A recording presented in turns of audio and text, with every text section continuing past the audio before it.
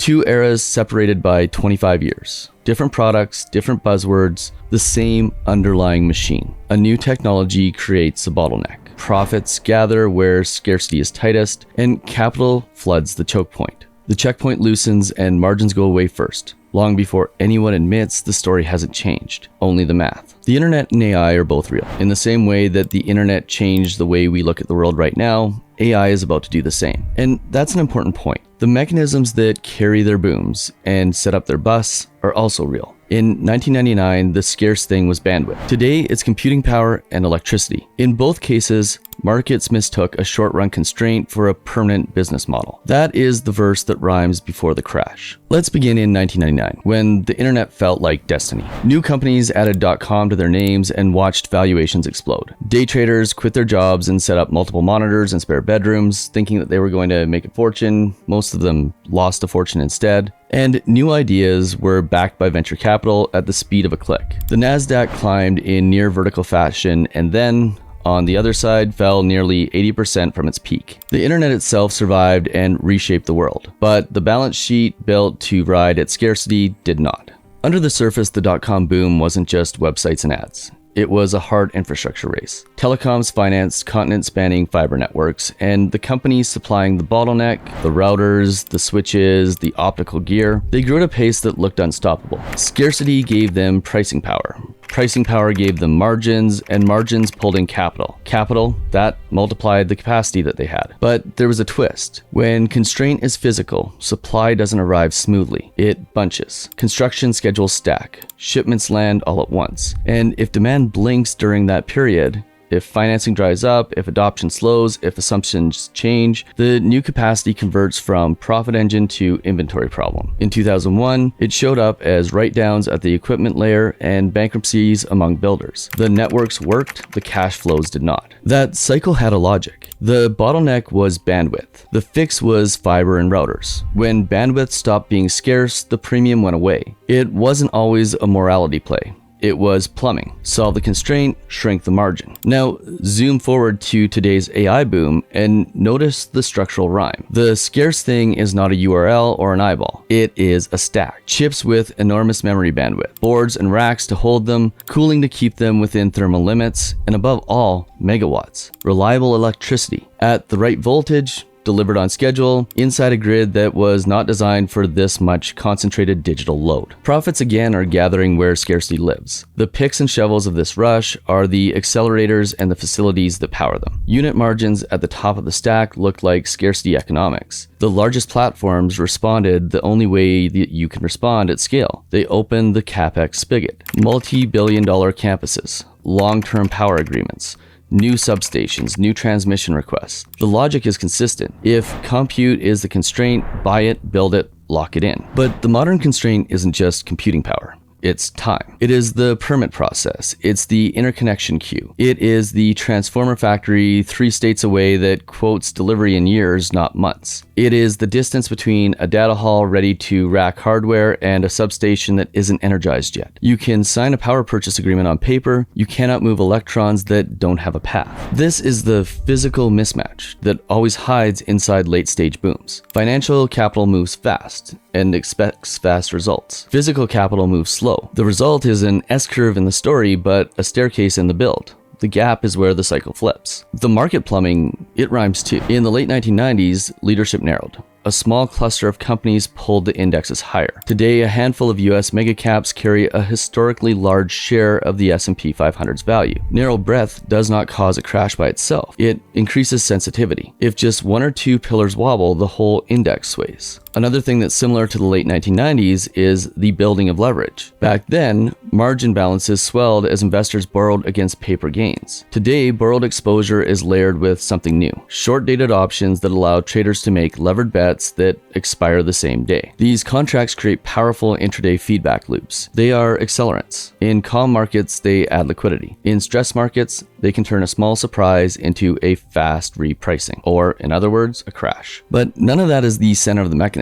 The center is the bottleneck and how capital responds. In 1999, the tell was bandwidth. In 2025, it is megawatts and square footage. The grid is becoming the character in the story. The constraint is not mystical. It is the concrete pad outside a building. It is copper and steel. It is crews and permits and a transmission line that must cross a county line where the planning board meets once a month. Consider, for example, North Virginia.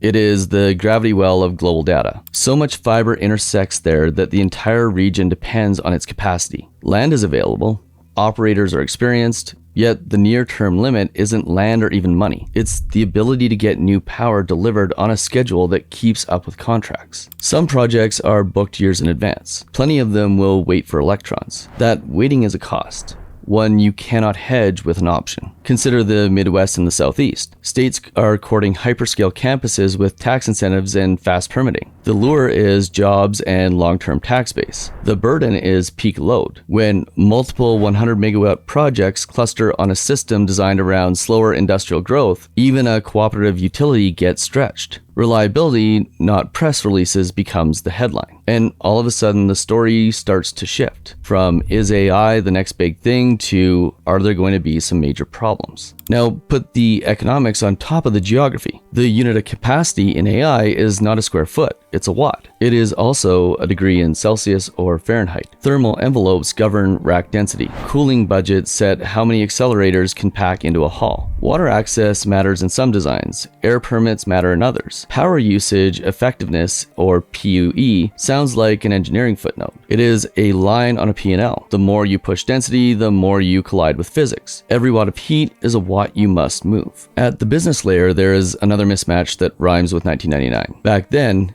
entire revenue plans depended on future eyeballs. Get big fast was a strategy. Today, some plans depend on future workloads. Pre-provision the future is now the strategy. This is not inherently wrong. You cannot serve demand you haven't planned for. But when capacity lands ahead of utilization, accounting, it takes over the story. Depreciation just doesn't wait for a customer. Inside the big platforms, there is genuine demand. Product teams have found real use cases. Code ships, customers pay, yet even there, the sequence is unforgiving. You have to commit capital now for revenue that may arrive later. If later slides by a few quarters, the spreadsheet still knows what year it is. And that starts to affect the pricing of the stocks. This is where the comparison to the dot-com era is most useful, and where it diverges. The internet of 1999 had obvious consumer novelty, but unclear monetization for many firms. Just think of all the companies that nobody still to this day has any idea what they did. Ironically, the one that survived and thrived was Amazon, which was one of the few names where you had no idea what they actually did based on the name of the company. The AI era has clear enterprise workloads, but a chain of constraints in front of them. So what actually breaks first when the cycles turn? It's rarely the obvious thing. In 2000, the world didn't stop using the web. What broke first were the balance sheets, levered to a very specific assumption about demand growth in a very specific window. In this cycle, the weak link is likely to be wherever operating leverage meets timing risk. That could be smaller providers that secured expensive hardware and power at peak pricing and now face falling unit prices. Because as more and more AI companies come online and things get more efficient, the prices are inevitably going to go down. But those companies that paid a significant amount of money and capital in order to build out their infrastructure might not be profitable. There is also a software side twist. Model efficiency improves quickly. New architectures reduce the compute required for a given task. Better distillation, pruning, and caching make workloads lighter. If you buy for today's algorithm, and tomorrow's algorithm makes yesterday's job 40% cheaper, your capacity becomes less scarce by math alone. This is not doom, it is the normal arc of technology. But it means scarcity rents, which is higher prices for something that's scarce, well, it fades even if demand grows. Meanwhile, the market continues to do what it always does near peaks. It concentrates.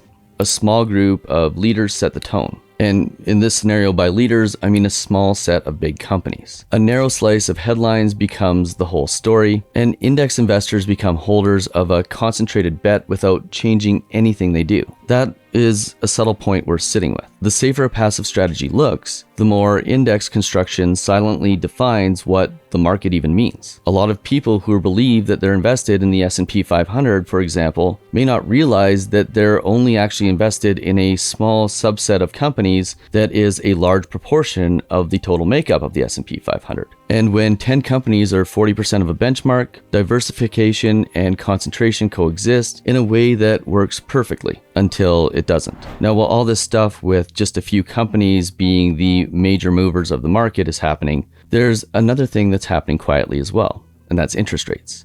In 2000, policy rates were high and rising. In this cycle, rates sit well below those peaks, but well above the zero rate world many investors grew up in.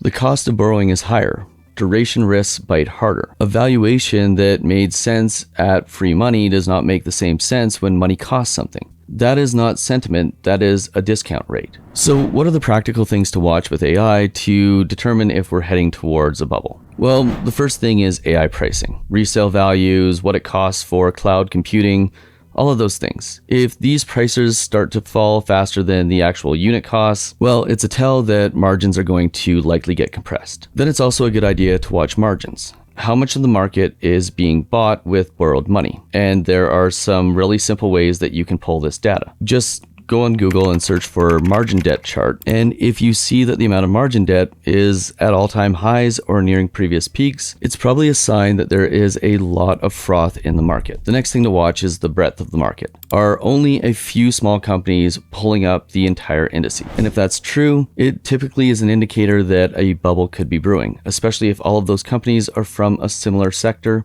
like AI, or like in the 1990s from the dot-com world. The more companies that are pulling up the S&P 500, for example, the safer it is. But as the number of companies that are pulling up the market starts to decrease and the leadership gets smaller and smaller, that is typically a sign that things in the rest of the economy may not be going as well. There are also policy tells. Grid operators changing interconnection rules to triage queues. Local governments rationing new data center approvals. Utilities shifting tariff structures to reflect peak demand stress. Each of those is a signal that the constraint is real and being managed administratively. When constraints are managed by rules instead of prices, surprises tend to show up in earnings. None of this means AI is overhyped technology. If anything, it understates how deeply AI will be embedded in the economy over time. The lesson from 1999 is not that the internet was a fad, it's that the path from world-changing to shareholder-friendly is rarely straight. Early stages of an emerging industry reward the owners of bottlenecks. Middle stages reward the builders of systems. Late stages reward the lowest cost providers and the cleverest demand shapers. The same sequence is visible now, just compressed,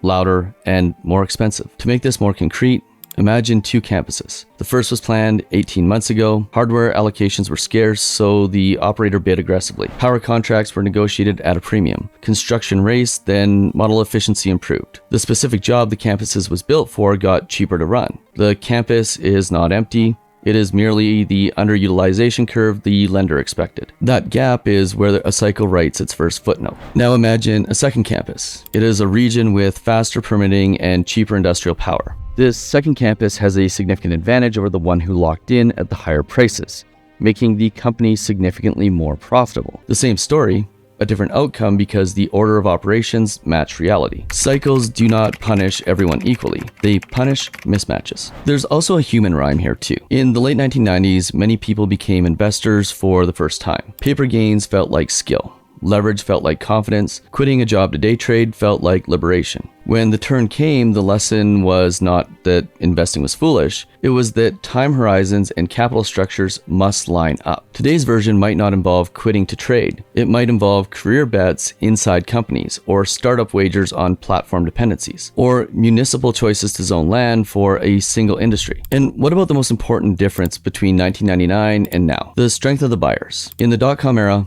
many networks were financed with debt at the operator level and equity at the startup level. When demand missed, there was no cushion. Today, some of the biggest spenders have fortress balance sheets. Think about Google and Apple, for example, and even Meta. They can carry projects through. That lowers systemic risk. It does not erase a valuation risk. $1 trillion company can miss by 2 quarters and still be fine. The index holding 5 of them may not be fine on the way to the next print. But there's one more twist that hides in plain sight. There's the question of location risk. Many AI-driven builds seek cheap, reliable power. Some regions offer both today, but not at any scale tomorrow. Transmission is the quiet determinant. You do not just need generation. You need the ability to move power to where the load will actually be. That is another step where queues turn schedules into forecasts and forecasts into guesses. So where does this leave us? With 2 truths that are easy to say and difficult to hold at the same time. Truth number 1, is AI is a genuine, durable shift in how work is done. It will be everywhere. Truth number 2, the market can still overpay for a real thing when it confuses temporary bottleneck with a permanent moat. Those truths are not in conflict. They are the rails a long cycle runs on.